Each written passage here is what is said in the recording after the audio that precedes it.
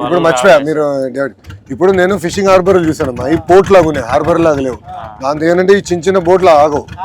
నాకు అర్థం, నేను చూసా మన జోల దిండికి వెళ్తే నేను చూసా కదా, అది జోల దిండి చూస్తే అది నిజంగా పోర్ట్ లాగా ఉంది. అది పెద్ద పెద్ద ట్రాలర్లు పడతాయి కానీ మళ్ళీ చివరికి మన మత్స్యకారులు తీసుకెళ్ళి అట్టని బోట్లు పెట్టారు, పక్కనే కట్టారు. నేను చూసా అది వెళ్తుంటే దానికి పక్కనన్నీ మన బోట్లు చూసా. అవి పెద్దవి కానీ మన వాళ్ళ దగ్గర కరెక్ట్ అవి ఒక్కోటి 1.5 అది 1.5 పై నుంచి ఉంటాయి. అది మనకి ఇక్కడ ఉండదు, సముద్రానికి వాడతారు. అది ఇక్కడ అదే అక్కడికి వెళ్ళి అక్కడ చేస్తే దానికి పనికి వస్తుంది. ఇప్పుడు ఇక్కడ మీకు కట్టాలంటే ఎలా కట్టాలి, ఏం కట్టాలి?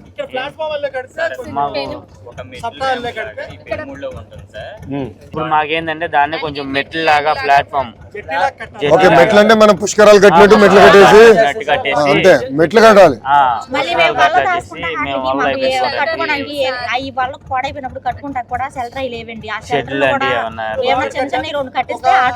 పెట్టుకుని మేము కట్టుకోవడానికి, వాడుకోవడానికి, వరద వచ్చినప్పుడు దాచుకోవడానికి అట్లా ఉపయోగపడతాయి మాకు.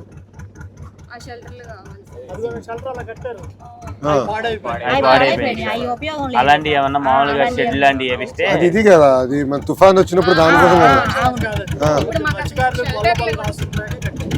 ఎప్పుడు కట్టారు అది?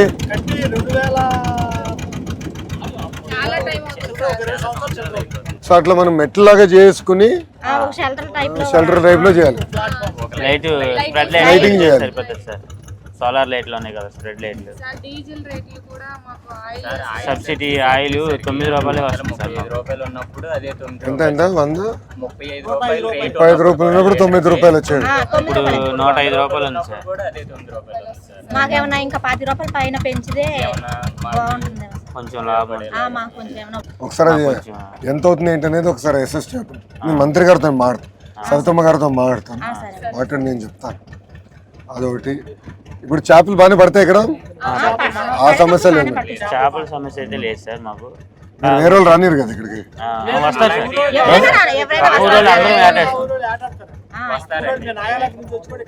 ఆడతారా? టయాన్ని బట్టి సార్. ఇప్పుడు ఇక్కడ పడుతుంది అనుకో సార్, ఆ ఊరు వచ్చి ఇక్కడ ఆటేసుకుంటారు. ఇప్పుడు అక్కడ పడుతుంటే మేము ఇక్కడ నుంచి ఇటు పడితే వాళ్ళు ఇటు వస్తారు, మీ అటు వెళ్తే మీరు అటు వెళ్తారు. అట్లా సార్ ఇబ్బంది. కానీ మీ కమిట్మెంట్ మెచ్చుకోవాలబ్బా. నాకు నేను చూసా జూలదిండలో పాదయాత్ర చేసినప్పుడు ఊరు నుంచి వెళ్ళాలి, మన మనోళ్ళదే ఊరు. 6 ఊర్లు 6-7 ఊర్లు వరుసగా ఉంటాయి. అందరు కూర్చుని మాట్లాడుకుని వీడు వస్తున్నాడు పాదయాత్రలో, ఎవడు వెయిట్ వెళ్ళేదానికి లేదు. అందరూ రోడ్లను నీట్గా కడిగేసి ముగ్గులేసారబ్బా. ఇది ఊరు ఎంటర్ అయిన దగ్గర నుంచి ఊరు ఎండే వరకు ముగ్గుల్ని నేను స్టన్ అయిపోయా. 3132 కిలోమీటర్లు నడిచా, ఎక్కడ చూడాల అని అందరూ ఒకే మాట మీద నిలబడ్డారు. నేను అదే చూసాను. అవునా? అంటే ఒక కట్టుబడి ఉంటుంది సార్, ఆ ఊర్లో వెళ్ళడానికి వీల్లేదు సార్, బస్ ప్రయాణమే చేయాలి. అది పట్టుదల మెచ్చుకోవాలబ్బా. అంటే మత్స్యకారుల్లో ఎక్కువ శాతం చాలా హ్యాట్స్ ఆఫ్. ఎందుకంటే మీరు కష్టాన్ని నమ్ముకునేవారు, ఆ పట్టుదల మీది చాలా. నేను చూసా కదా పాదయాత్రలు చూసా, ఆ కమిట్మెంట్, ఆ పట్టుదల మన ఆ ఊరు చూసింది. అదే అంటే అందరూ ఒక మాట మీద యూనిటీగా బాగా ఒక మాట అంటే ఇంకా మాట అనుకుంటే అందరూ అదే మాట మీద నిలబడతారు. చూసా మత్స్యకారులు అది ఉంది, ఆ కమిట్మెంట్, ఆ పట్టుదల చేసా. మొండోళ్ళబ్బా, మహామొండి అనుకుంటే ఇంకా నిలబడతారు అంతే. చాలా శారీరక కష్టం బలంగా ఉంది.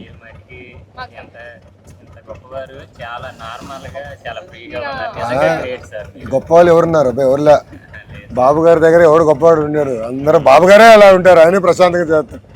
అంటే నాకు కూడా ఏంటంటే పాదయాత్రలు ఇంక చూసా కదా, ఇట్లా కలుస్తూ ఉంటే ఐడియాలు వస్తాయి, అవగాహనలు వస్తాయి. ఇప్పుడు అవగాహన ఏం చేయొచ్చు, ఎలా చేస్తే బాగుంటుందని తెలుసుకున్నా. చాలా ఆలోచనలు అక్కడి నుంచి వచ్చింది. సో నాకు ఎప్పుడు అవకాశం దొరికినా ఒక ప్రోగ్రామ్ పెడితే ఒక ఐడియాలు వస్తాయి. మీతో మాడితే 10 రకాల ఐడియాలు వస్తాయి కదా. తిరిగి బాబు గారు రేపు మమ్మల్ని అడుగుతారు ఏం చేస్తే బాగుంటుంది అడిగినప్పుడు మాకు తెలుస్తుంది. సో ఒకటి డీజిల్ సబ్సిడీ గురించి చెప్పారు. బోట్లు కూడా కేంద్ర ప్రభుత్వం కూడా చేస్తుంది ఒక కార్యక్రమం, దాంతో అనుసంధానం అయితే బాగుంటుంది. వల్ల బోట్లు ఆయిల్. సముద్రం ఎంత దూరం మనకి? 3 గంటలు సార్. 40 కిలోమీటర్లు, 3 hours 3.5 hours పట్టింది. 3.5 గంటలు పడుతుంది. అంటే లంకివేన్ దెబ్బ అంటారు కదా, కరెక్ట్గా ఎండింగ్ పాయింట్. ఇంకా లంకివేన్ దెబ్బ నుంచి సముద్రం అక్కడి నుంచి అంటే ఊరు నుంచి సముద్రానికి వెళ్తాక ఒక అరగంట పట్టింది సార్. 30 కిలోమీటర్లు జర్నీ చేయాలి రేవంపట. ఎక్కువగా బతికేది చాలా మంది మత్స్యకారులు 109% ఈ యాడ్ చేసుకునే బతుకుతాం సార్. వేరే పని అనేది ఇంకా అంటే చిన్నప్పటి నుంచి అలా అలవాటు అయిపోతుంది. ఇప్పుడు మేము యాడ్కి దగ్గర నుంచి జనరేషన్ దగ్గర నుంచి ప్రస్తుతానికి మా జనరేషన్ కాడ నుంచి మా పిల్లల జనరేషన్ మారిందండి. కొంచెం చదువులకి. మీకు ఎంతమంది పిల్లలు? నాకు 2 పిల్లలు. ఏం చదువుతున్నారు? ఓ పిల్ల బీటెక్ సెకండ్ ఇయర్ చదువుతూ, ఓ పిల్ల ఏమో agriculture BSc final year. BTech లో ఏ సబ్జెక్ట్ తీసుకుంది?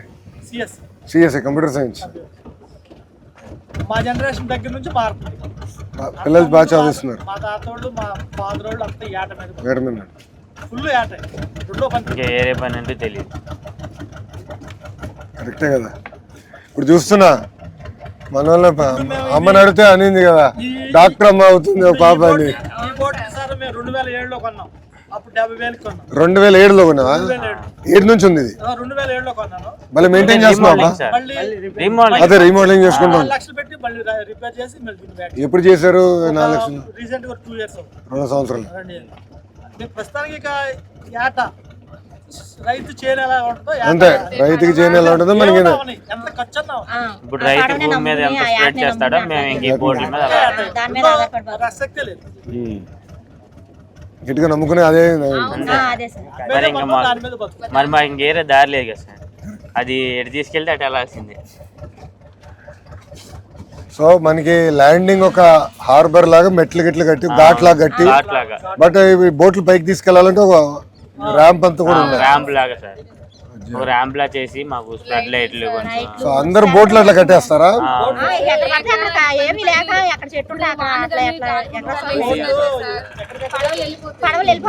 మళ్ళీ వెళ్ళి ఎవరో ఒకరు పడవలు వెళ్ళి తీసుకువచ్చుకోవాలి. మళ్ళీ ఆ గాలి తగ్గినాక ఇంకో వేరే పడవ వేసుకెళ్ళి ఆ పడవని తీసుకొస్తారు. మంచి పని పెట్టారు. ఇప్పుడు నాకు వెళ్ళి మంత్రి గారితో దెబ్బలాడాలి, ఇట్లా కలిసాం ఇది చేయాలని. అవగాహన వస్తే చేసి ఛాన్స్ ఉంటుంది కదా. మంచి పాయింట్. రైట్లో అది ఇప్పుడే చెప్పేస్తాలే. నేను కలెక్టర్ గారికి చెప్పి అది పెద్ద పని కాదు. అసలు ఎన్నునే మొత్తం చూసుకుని దానికి ఎట్లా చేయాలో చేద్దాం.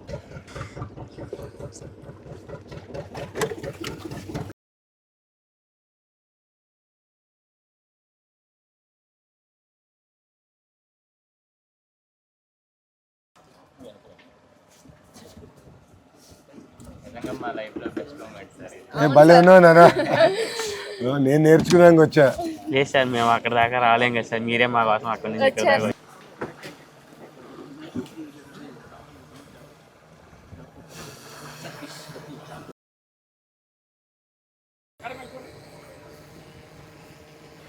చాలా సంతోషం రా, మీతో టచ్లో ఉంటాను. నీ వివరాలు తీసుకుంటే నేను మెసేజ్ పెడతా నా ఫోన్ నుంచి. ఏమైనా ఉంటే నాతో టచ్లో ఉండి నేను చూసుకుంటాను. నాకు చెప్పావు కదా, మంచి ఐడియాలు ఇచ్చారు. నేను కూడా మంత్రి గారితో మాట్లాడతాను. ఎందుకంటే మీ పట్టుదల నా జన్మలో మర్చిపోలేను. ఎందుకంటే కొన్ని సంఘటనలు జీవితాలు మార్చేస్తున్నాం కదా. నాకు ఇప్పుడు కూడా బాగా గుర్తు ఆ ఊరిలో నడిచింది. ఏం చేయాలి నేను మంత్రి గారితో కూడా డిస్కస్ చేస్తాను. Welcome back. థ్యాంక్ యూ నాన్న. ఉంటా చెల్లమ్మ. పిల్లలు అడిగానని చెప్పు. థ్యాంక్ యూ అమ్మా. ఆమె దెబ్బ వాళ్ళు చూడ అయిపోయాను, సనగైపోయాను. నా బాధలు ఎవరు చెప్పుకోవాలి. దాదా ఇట్రా దగ్గర రాదా దాదా దగ్గర. ఉంటా చెల్లి. ఉంటా నాన్న, వెళ్ళొస్తానమ్మా. బాయ్ రా దాదా.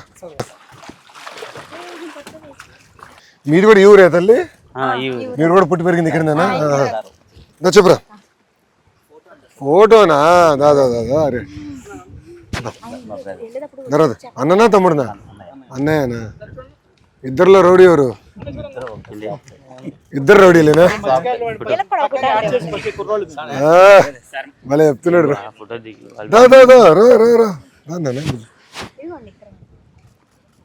మరి ఇబ్బంది ఏమట్లే కదా.